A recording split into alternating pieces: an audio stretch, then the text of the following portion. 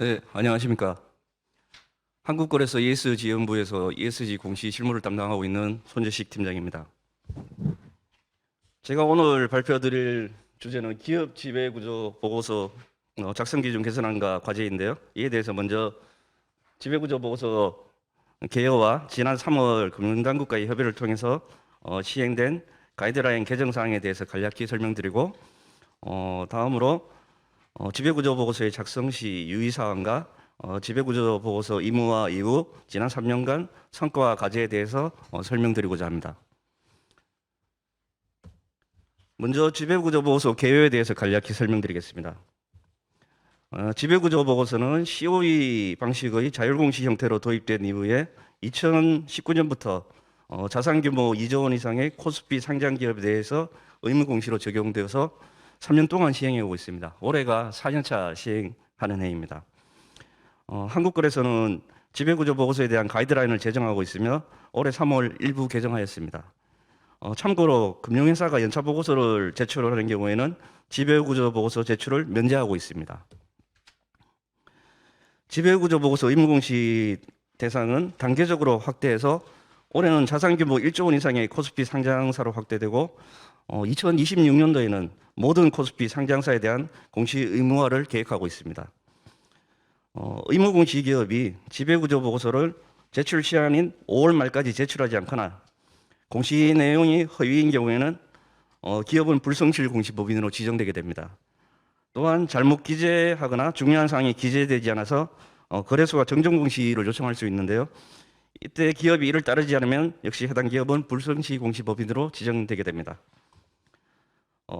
다음으로 지배구조 보고서의 가이드라인에 대해서 간략하게 설명드리겠습니다. 먼저 지배구조 보고서 가이드라인은 10개의 핵심 원칙으로 구성되어 있습니다. 보시면은 주주하고 이사회, 감사기구 크게 3가지 카테고리로 되어 있습니다.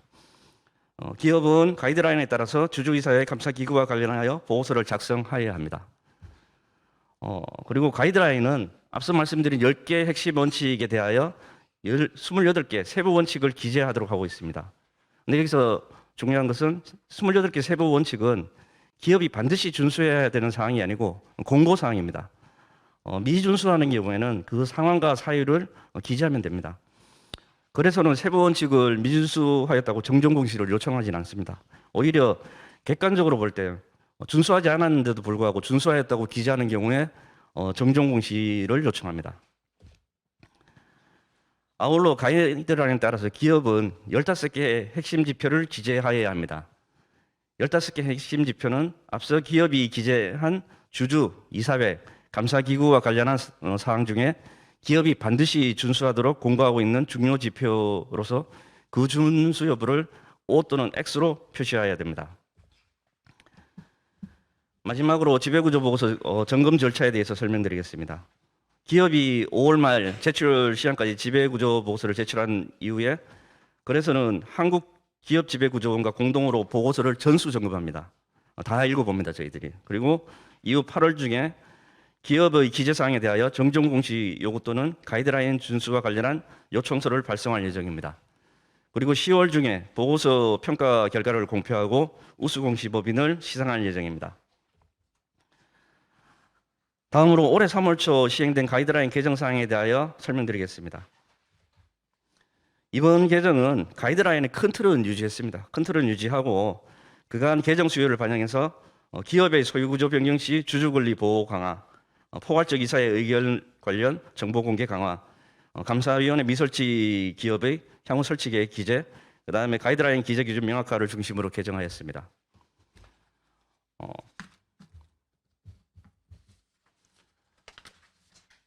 먼저 기업 소유구조 변동 시 주주권리 보호 강화에 대해서 설명드리겠습니다. 최근 이슈화된 기업의 물적 분할 등 기업이 주요 지배구조를 변경하는 경우 소액주주 의견 수렴 절차 및 반대주주에 대한 권리보호 정책을 설명하여야 한다는 세부 원칙을 신설하였습니다. 이는 기업의 주요 지배구조 변경 시 주주보호장치 마련을 강제하는 강성규제는 아니고 그 준수 여부를 기재하는 연성규제라서 개별 기업이 각자의 경영 상황을 고려하면서도 주주보호 강화를 유도할 수 있도록 신설한 세부 원칙입니다. 다음으로 포괄적 이사회 의결 관련 정보 공개 강화에 대해 설명드리겠습니다. 개별 기업 등과의 내부 거래와 지배구조 등과의 자기 거래는 공정거래법과 상법에 따라서 이사회의 사전 의결이 필요합니다.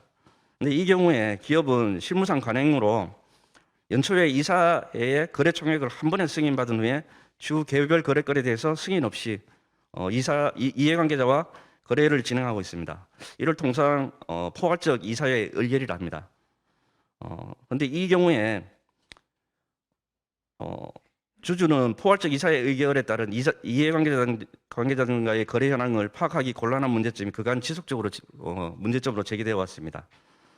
이러한 사항은 개별 거래건에 대한 이사회 승인을 요구한 법상 취지와 다르기 때문에 이에 대한 남용을 방지하기 위해서 포괄적 의결 사항에 대한 내용과 사유를 설명하도록 가이드라인을 개정하였습니다. 다음으로 감사위원회 미설치 기업의 향후 설치 계획에 대해서 설명드리겠습니다. 올해 1조 원 이상 기업도 이제 의무공시 법인이 지정되기 때문에 자산 2조 미만의 기업은 감사위원회 설치 의무가 없어서 그 설치 여부를 기재를 하고 그다음 감사위원회가 없는 경우에 그 향후 설치 계획을 설명하도록 가이드라인을 개정하였습니다. 마지막으로 가이드라인 기재 기준 명확화에 대해서 설명드리겠습니다. 이 부분은 특별한 내용은 없고요. 기존에 저희들이 해석상의 애매한 부분에 대해서 설명사항을 추가한 내용입니다. 보시면은 기업은 가이드라인에 따라서 최고 경영자 승계 정책과 관련한 사항을 기재해야 합니다. 이때 여기에 대해서 해석상에 여러 가지 혼선이 있었는데요. 여기 설명을 추가했는데 이와 관련한 정책을 문서화하고 실제로 실행하는 경우에만 당의 세부 원칙을 준수한 것으로 인정한다고 설명사항을 추가했습니다. 또한 내부 통제 정책과 관련한 사항도 이와 관련한 정책을 문서화하고 실제로 실행하는 경우에만 당의 세부 원칙을 준수한 것으로 인정한다는 설명사항을 추가했습니다. 마지막으로 외부 감사인 선임 등 여러 가지 회의 관련한 실적이 있는데요. 이와 관련해서 대면 또는 화상회의만을 회의 실적으로 인정하고 단순한 서면 보고 등은 회의 개최 실적으로 인정하지 않는다는 설명을 추가하였습니다. 다음으로 지배구조 보고서 작성 시의 유의사항에 대해서 간략하게 설명드리겠습니다. 먼저 기업은 가이드라인에 따른 28개 세부 원칙에 대하여 전부 기재하여야 합니다. 임의로 누락하거나 세부 원칙을 통합해서 기재하는 경우에는 거래소가 지배구조 보고서를 점검할 때 정정 공시를 요청하게 됩니다. 그렇기 때문에 임의로 누락하거나 아니면 뭐 통합하면 안 되고요. 28개 원칙을 그대로 기재해야 됩니다. 두 번째로 28개 세부 원칙에 대해서 앞서 말씀드렸듯이 준수에 너무 연연할 필요는 없습니다. 저희들 실무자들하고 얘기를 해보면은 이거 반드시 지켜야 되느냐라고 말씀을 하는데요. 반드시 지켜야 되는 건 아닙니다. 지배구조 보고서 가이드라인은 강제사항이 아니고 공고사항이기 때문에 그 준수하지 못하면 그 사유 등을 충실히 기재하게 되면 됩니다. 근데 오히려 실제로 준수하지 않으면서 준수하는 것처럼 기재하는 경우가 많습니다. 이 경우에는 거래소가 전수조사를 통해서 정정 공시를 요청하게 됩니다. 마지막으로 5월 말 제출 기한을 엄수화해야 됩니다. 제출 기한까지 공시가 되지 않으면 거래소는 당해 기업을 불성실 공시 법인으로 지정하게 됩니다. 특히 올해는 1조 원 이상 기업도 의무공시 법인으로 적용되기 때문에 저희들이 예상되는 기업에 대해서는 실무자들이 전부 전화를 유선상으로 통화를 했습니다. 통화를 해서 의무공시 법인임을 통보를 드렸습니다. 아울러 15개 핵심 지표에 관해서 준수 여부를 OX로 표기해야 합니다. 핵심 지표는 거래소 및 외부평가위원이 보고서를 평가할 때 중점 점검 사항입니다. 그렇기 때문에 이 거래소는 핵심 지표의 준수 여부 표기에 대한 사실 여부도 보고서 전수 조사를 통해서 판단하고 있습니다. 마지막으로 지난 3년간 지배구조 보고서 의무공시 시행에 따른 성과 등을 소개하고자 합니다. 여기 보시면은 주주의 권리 강화와 관련해서는 그 준수율이 지속적으로 증가하고 있는 추세입니다. 그런데 보시면 전자투표 실시는 19년도에 24%, 20년도에 42%, 21년도 72% 굉장히 크게 상승했습니다. 이거는 저희들 내부적으로는 코로나19의 영향으로 전자투표 실시가 증가한 것으로 생각하고 있습니다. 다음으로 이사회 기능 강화와 관련해서도 그 준수율이 계속적으로 지속적으로 증가하고 있습니다. 근데 보시면은 최고 경영자 승계 정책 마련은 19년도 65%인데 20년도에 14%로 크게 떨어집니다. 근데 이게는 실질적으로 기업이 준수를 하지 않는 건 아니고요. 20년부터 저희들이 판단 기준을 바꾸었습니다. 20년부터 정책을 명문화한 경우에만 준수로 인정하기 때문에 기술상으로 떨어진 것처럼 보입니다. 오히려 20년도에 14%였는데 21년도에 28% 돼서 2배 정도 증가해서 이 부분은 점점 개선되고 있는 것으로 판단하고 있습니다. 다만 집중 투표제 채택 항목의 경우에는 아직 준수율이 낮고 한 5% 정도대에 계속 머물고 있습니다. 그다음에 크게 증가하지도 않아 가지고 준수율이 지속적인 개선 노력이 필요한 것으로 생각하고 있습니다. 다음으로 감사기구 기능 강화 관련해서도 준수율이 지속적으로 증가하고 있습니다. 그런데 감사위원 보수정책 보유 항목의 경우에도 역시 준수율이 낮고 7%, 8%, 9% 정도대에 머물고 있습니다. 그 다음에 아직까지 증가율도 매년 1% 정도밖에 증가하지 않아서 이 부분도 지속적인 개선 노력이 필요한 것으로 생각하고 있습니다. 그 다음에 기업의 공시가 관련해서는 정정공시 요구 조치 건수는 감소 추세에 있습니다. 20년 28건에서 21년 20건으로 줄었고요. 가이드라인 준수 요청서 발송도 143건에서 101건으로 줄었습니다.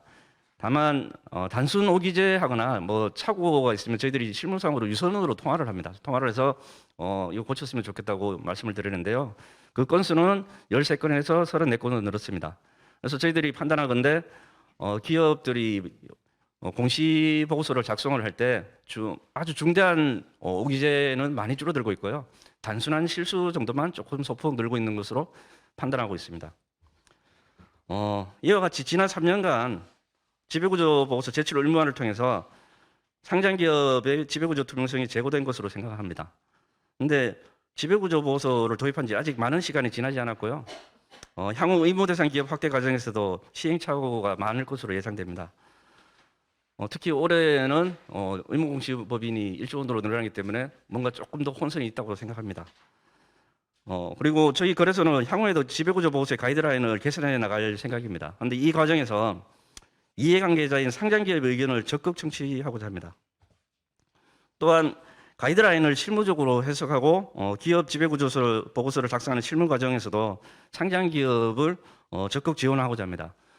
가끔 이제 유선을 통해 보면 상장기업 공시 담당하시는 분들이 굉장히 부담을 많이 느끼시더라고요. 그래서 저희들이 각 기업에 대해서 공시 담당자를 지정하고 있습니다. 공시 담당자를 지정하고 있기 때문에 여기 화면에 보시면은 저희들 대표 이메일이 있고 그 다음에 대표 번호가 있습니다. 이 번호로 이메일이든지 전화번호로 뭐 공시 실무를 관련하신다든지 아니면은 정책 관련해서 뭐 문의를 하신다든지 건의를 해주시면은 저희들이 항상 상세하고 친절하게 응대하겠습니다. 사실은 저희들이 공시 실무를 담당하고 있지만은 상장기업의 의견을 들을 기회는 뭐 코로나 영향도 있고 이래서 굉장히 많이 부족했던 게 사실입니다. 그래서 앞으로 여러 가지 의견이나 문의가 있으면은 많이 연락을 주시기 바랍니다. 감사합니다.